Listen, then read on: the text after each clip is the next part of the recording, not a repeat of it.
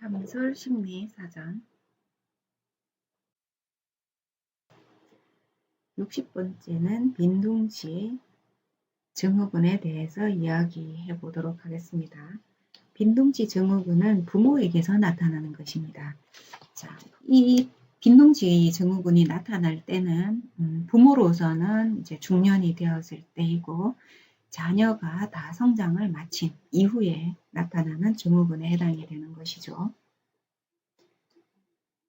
실제로 자녀가 성장하는 동안 자녀 양육이라든지 또는 지원이라든지 이런 역할을 하던 주부 또는 주양육자입니다. 주로 어머니가 되겠죠. 자, 이분이 자녀가 다 성장하고 성인이 되어서 더 이상 부모의 도움이 크게 필요하지 않고 분리가 되는 때입니다. 자, 그리고 심지어는 결혼까지 해서 개인적인 생활로 이동이 되었을 때 자녀가 그때 부모는 공허감이 오게 됩니다. 그리고 상실감이라든지 이런 것을 느끼게 되는데 누구나 어느 정도의 공허감을 느끼게 되고 만족감도 느끼게 되고 또 이제 내 자식을 떠나보냄으로 인해서 상실감을 가지게 되는 것이죠. 그러나 여기에서 한 발짝 더 나아가서 어떤 부모는 자신의 정체감마저 혼란을 가지게 되는 것입니다. 즉 나는 무엇인가? 이제 내 할 일이 없어졌네? 내 삶의 의미가 없어졌네? 나는 이제 할 게 없다. 살 가치가 없다. 이렇게 되는 것이죠. 자, 이것은 성장이나 발달이나 변화에 대해서 부적응 상태입니다.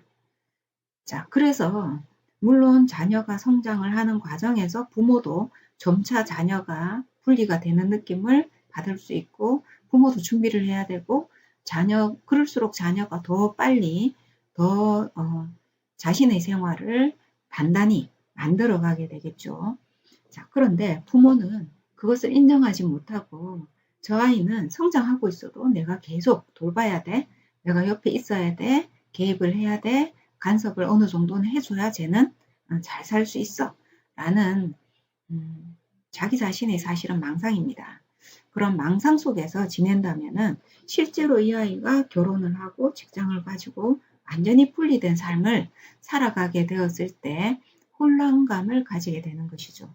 그래서 내가 믿었던 것이 아니라는 현실에 부딪히게 되면서 정체감 혼란까지 가지게 되는 그러한 상태를 우리가 빈둥지 증후군이라고 합니다.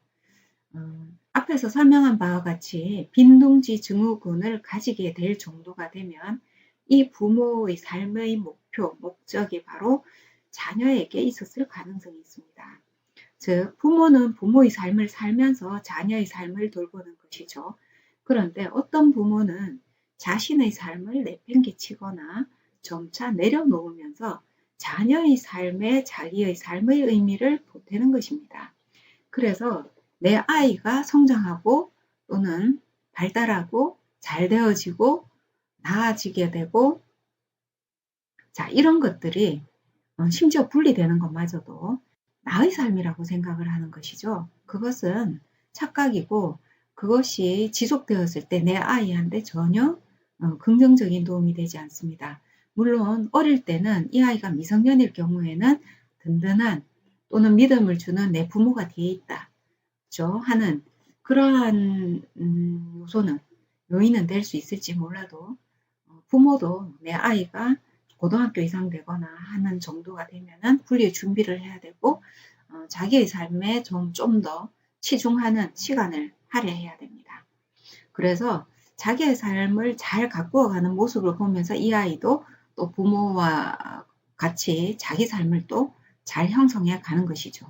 즉 두 사람이 내 자녀가 미성년일 때는 부모가 조력자로서 존재를 하고 부모는 부모의 삶을 유지해야 됩니다.